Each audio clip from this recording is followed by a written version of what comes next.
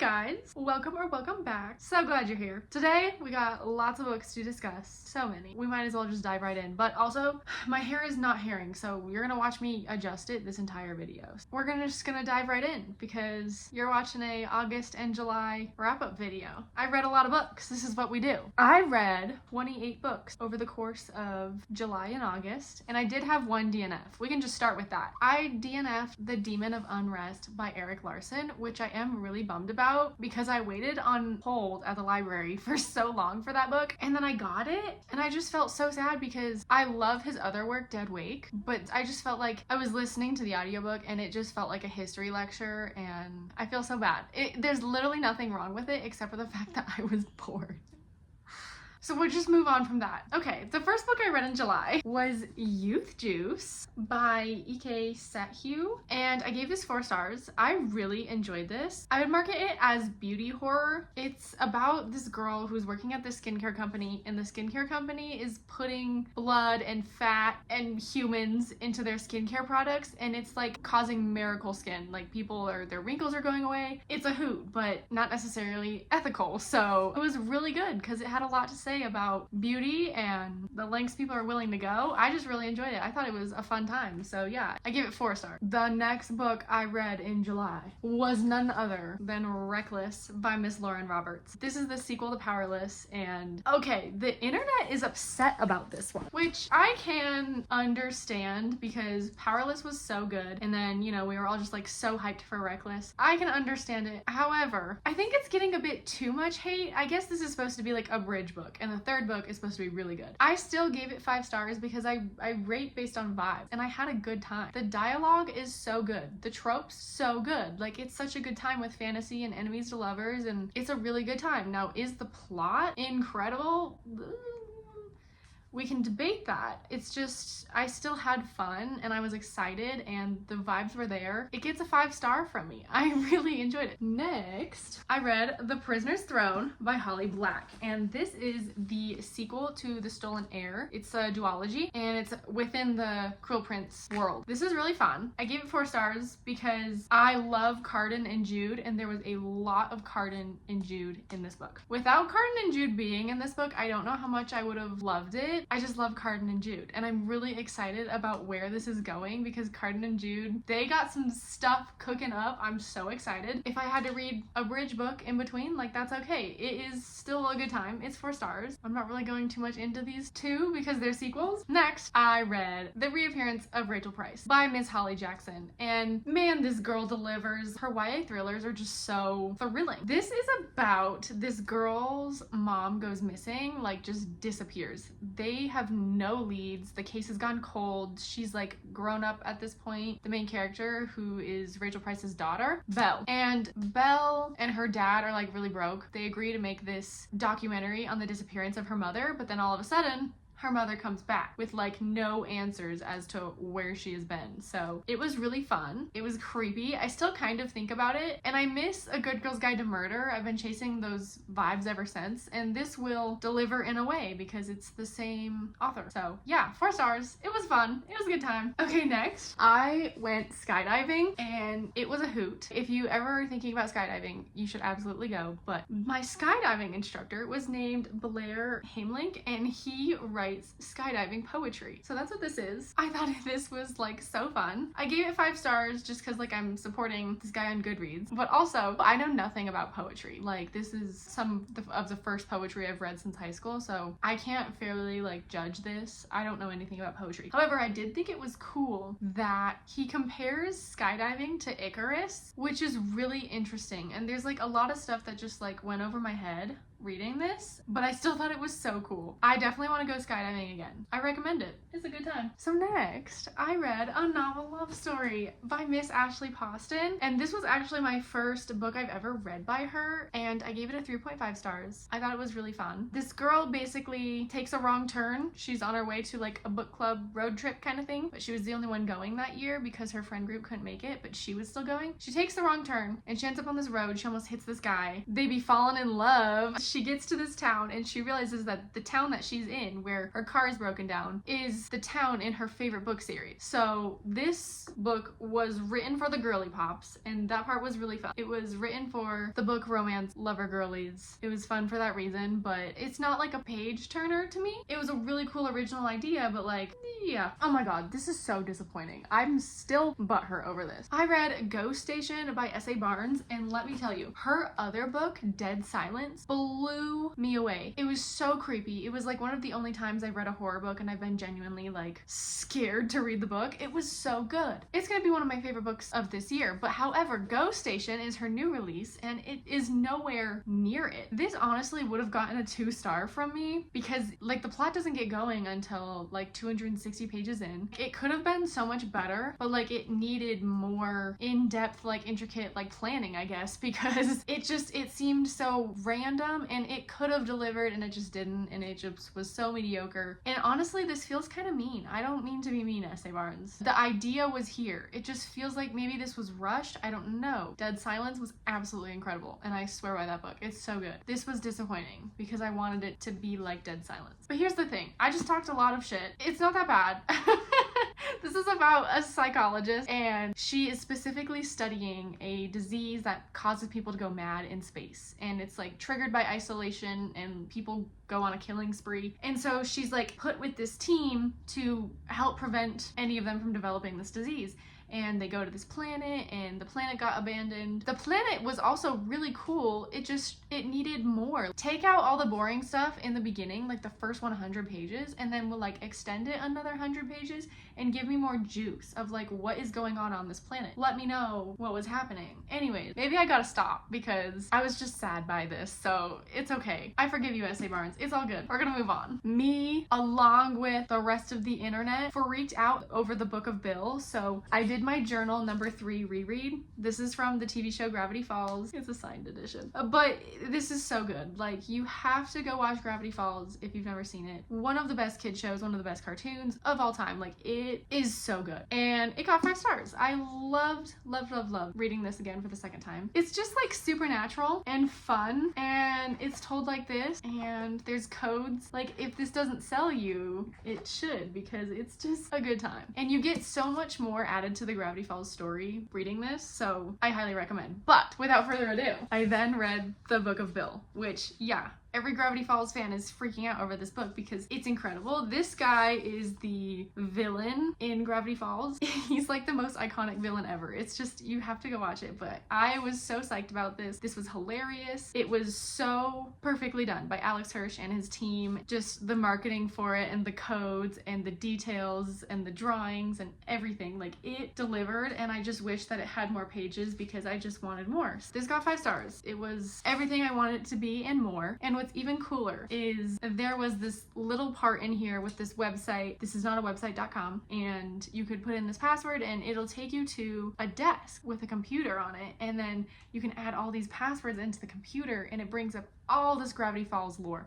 I love lore. Bill Cipher's back there. It was so good. Like, it was so good. Okay, next. I read My Darling Dreadful Thing by Joanna Van Veen, and this is about this girl who, she can see this corpse, and they're like best friends. This girl, the main character, her name is Ruth. She's had a really traumatic childhood. Her mom uses her as a seance. It's a sad childhood, and the story doesn't get picked up for a while, but she meets this girl named Agnes. She goes to go live with Agnes, but anyway, Ruth is her little corpse friend that she sees, and her and Ruth are besties. That was an awful way of pitching this, but I wasn't that amazed by it. Like, it was fun. It was gothic. I gave it 3 stars, but I just was expecting more from it, I guess. So I would recommend it. I would. Like, it was creepy, but it just wasn't gripping. So yeah. Oh my goodness. I feel so bad because Jessa, like, what? What is this? What is this, Jessa?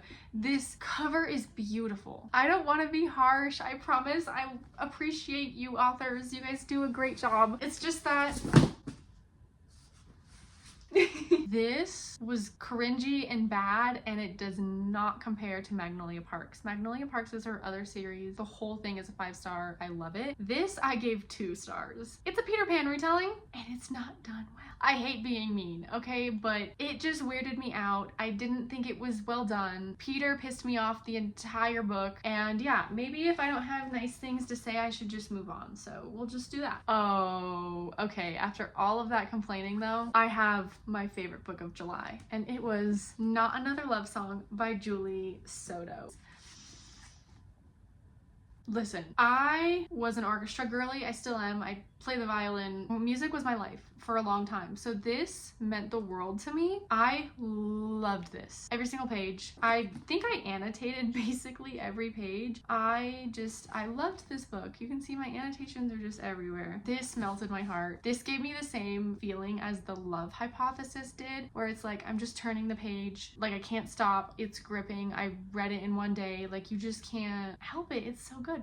So this is about this girl who's in this orchestra and she gets first chair, and that's a big deal. This guy, he's the first cellist and he plays the cello, and he's also in a little rock band, and it's just so fun. They fall in love. That was also a really bad pitching of this book, but I would reread this. I loved it. This book made me so happy. Getting into August now, I read 13 books, and I started off with The Storyteller by Dave Grohl, and this is so fun. This is his memoir. Dave Grohl was in Nirvana. The punk band he was in is called Scream. He's also known for being in the Foo Fighters. I went and saw the Foo Fighters. I read this in anticipation for that, so 5 stars, 10 out of 10 experience. It was so much fun. I had a blast with this. I love reading about people living the music lifestyle. I love it. So this was just so much fun. Something that I really appreciated about this was that he talks about his music as this like journey, and it's just so intricately involved with his like soul, and it's his passion, and I just loved his relationship with music, and I loved how his life and the things that have happened to him, like Kurt Cobain's death and losing his best friend, how that has impacted with his relationship with music. I learned so much. It was just amazing and all together, and I loved it.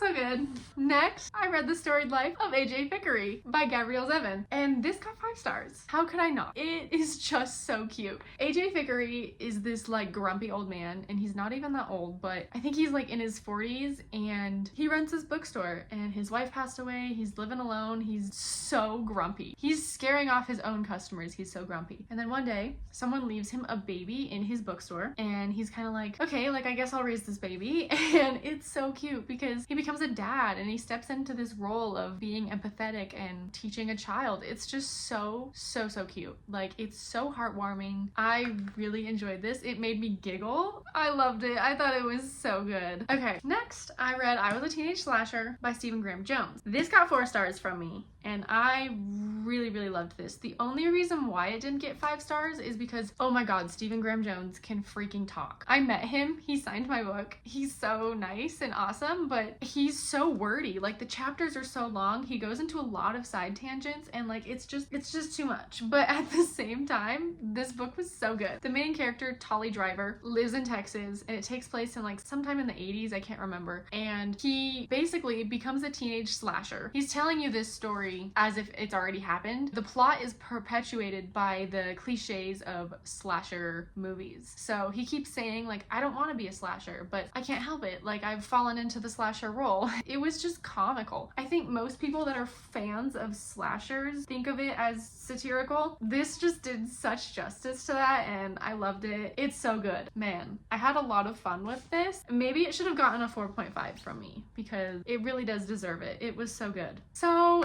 then we have The 7-Year Slip by Ashley Poston. This is her other book. I would say this is probably her most famous book, maybe next to The Dead Romantics, but this is so cute. This is a little love story about these 2 people that meet in this apartment, and the apartment travels in time by 7 years, give or take. The main character, she's falling in love with this guy, but she's falling in love with him 7 years in the past. She does come across him in her timeline, and it's just so cute. Like, it's so cute. It's just really heartwarming, and I really like how it's about following your dreams and involves grief a lot, and it was just a good time. And I really, really love she goes and sits in front of Van Gogh paintings every year on her birthday. Like, she just goes to the Met and goes and looks at art. Like, I think that's so cute. This got a 4.5 from me. I really enjoyed this. Oh my goodness, on the topic of me loving musicians' books, I read Serj Tankian's book, Down with the System. Serj Tankian is the lead singer of System of a Down, which is this like very famous metal band. This blew me away. I have been thinking about it like crazy. I saw them once at Sick New World. It was incredible. But anyways, Serj spent the first 10 years of his life in Armenia. There was this whole genocide that happened during World War II and kind of like post-Ottoman Empire. I'm definitely not doing justice to the history there, but he grew up in a totally different world than most of us have. He is such an advocate for genocide, for justice for Armenia, for human rights. He feels so passionately about supporting Armenia. Turkey basically denies that the genocide ever happened. There's a lot of politics that go on in the Middle East that I don't understand. It's really interesting to hear his perspective, especially with how all of his music, I mean like almost all of it, is written about the genocide, and it's all about activism for him, and he feels very passionately about that message. I really enjoyed it. I thought it was so good. Hearing all about his story and the crazy stuff, like I just loved it. Ever since I read this and The Storyteller, I've been thinking that I need to read a musician's memoir once a month. Like, I might make that a thing. Maybe that'll be a 2025 thing, I don't know, but I've been having such a good time with this. If you like metal, first of all, go listen to System of a Down and then read this book. Nay! I read Suburban Hell by Maureen Kilmer. This was really fun. I know I say that about everything, but this was just really fun. It was a party. I gave it 3.5 stars. It is about this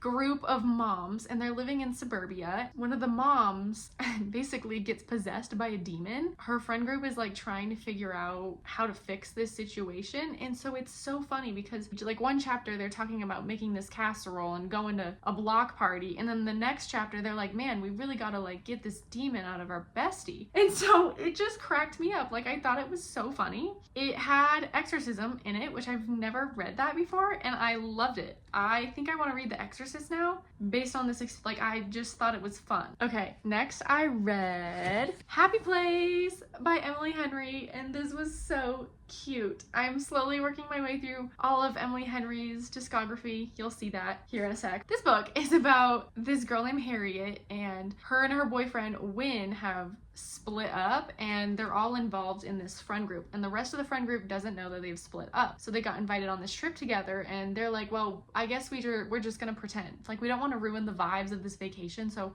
we'll just pretend that we're still together and tell them at the end of the trip. And so it's really cute because then they face their stuff. It's a romance book, and it's so cute, and I really loved it. And I wasn't really getting the Emily Henry hype. I do understand why everyone loves it, but I'll tell you once I got it. It's not here yet. It's coming. I read a book in between. So the book I read in between was The Spy and I by Tiana Smith. I had a really good reading month. This also got 5 stars from me. I loved it. I loved this so much, and I have to tell you, I'm definitely biased. I don't know if this is actually worth 5 stars or not, but I rate on vibes. The vibes. I love spies. I loved everything about this. It was so fun, and like the plot, there was so much no, there was not so much going on, but there was a lot going on. Romance isn't the main thing that's going on. It's just so much fun. The main character, she is in cybersecurity. Her name's Dove, and this other guy, his name is Mendez. She basically finds out her sister works for the CIA, and her sister's kind of in trouble, involved with this whole operation, and so she gets pulled into it, and she's working with Mendez, who is supposed to be her sister's CIA partner. I thought this was so much fun. I need a new word. I know I do. But I'm having a good time. You're supposed to have fun with the books you read. So next, I read People We Meet on Vacation by Emily Henry, and this did it for me. I get the Emily Henry hype now. This melted my heart. This was so good. I gave it 5 stars. Basically, our main character Poppy and Alex have been besties their whole life, and what's really cool about that is they're just complete polar opposites, and they're still besties. I feel like you don't really read books with characters like that. Like, they're really polar opposites, but they get along together and they travel the world together, and it's just so cute. But then they have this falling out. Poppy decides to call up Alex because someone asked her, like, when was the last time you were happy? And she was like, the last time I was happy was when I was with Alex. So she calls up Alex. They do a little vacation together again. It's just so cute. I just loved this so much. It gets 5 stars. I think that People We Meet on Vacation might be my favorite Emily Henry, although Beach Read is really good. So without further ado, I then read Beach Read by Emily Henry. I gave this 5 stars. Beach Read is about January. That's the girl main character, and her dad passes away and he leaves her this beach house. She is in the middle of a writing slump. She's an author. So she goes to this beach house and she meets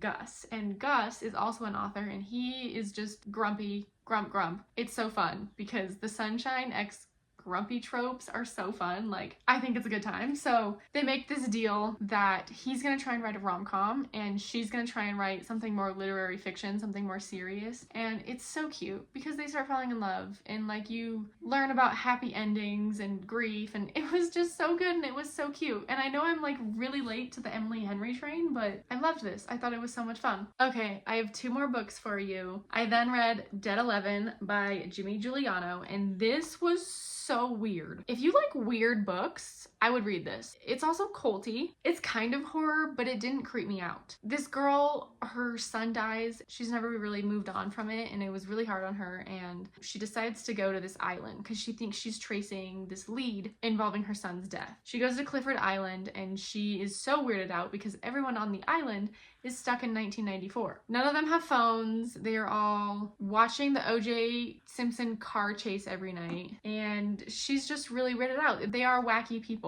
I don't blame her for being weirded out, but it's really interesting. It's very weird. I had a good time with it. I gave it 4 stars. So yeah, no, it was a good time. Okay, that's everything. I really hope that this wasn't all that negative. I found a lot of good books. Oh my god, I skipped over some. Okay, I just remembered that I read None of This Is True by Lisa Jewell. This one right here. And I listened to the audiobook and it was really cool. It was a very interesting thriller. I gave it 4 stars. I haven't really thought about it since. It was like a really atmospheric audiobook, and if you like audiobooks, I highly recommend going to listen to it because it was just so interesting. The main character, Josie, decides that she wants to change her life. And so she gets on this girl's podcast named Alex, kind of just starts confessing her life story, and you follow what that looks like. And I don't think you should know anything more than that because it's just kind of fun. It was weird. I also read The Warm Hands of Ghosts by Catherine Arden, and I gave that 4.5 stars. This starts off with the Halifax explosion that happened in 1914, maybe 1916. I can't remember. The main character is a nurse and she loses her parents in this explosion. So she's like, I don't have any family left. I'm gonna go try and find my brother. Her brother is off fighting in World War I. She thinks he might be dead, but she wants answers. She wants family. It was so good. It's like a historical fiction, but like fantasy historical fiction. I don't know what to call it. It was very interesting. I did enjoy it. I just really enjoyed the parts about her being a nurse. I loved that part, of course. I initially picked it up because of the Halifax explosion. I was kind of interested in that. Yeah, no, it was fun. And then lastly, I read Murder Road by Simon St. James. And this book was really, surprisingly, really good. I gave it 5 stars. I don't think it started as a 5-star for me, but it ended up going that direction because I really like what the author did with the plot. Basically, this newlywed couple is driving down this road and they pick up this girl. She's bleeding out. They take her to the hospital and she doesn't make it, and they kind of get pulled into this investigation of a series of cases of people dying on this road. So they realize, they're like, there's a serial killer. There's something going on this road. And so they want to clear their names. They obviously don't want to get arrested for this situation that they just kind of fell into. And it was so interesting. The plot does not go where you think it's gonna go, and I just really liked it. I thought it was fun. It's kind of like a horror thriller. Like, it's really not scary at all, but I really like books that incorporate romance in it when it's like just like subtle, but it's there and it's just done well and it's cute, and I really loved it for that reason. So thank you so much for watching. This was all over the place, but I read a lot. I'm just gonna keep doing what I do and read, and I'll catch you guys next time. Love you.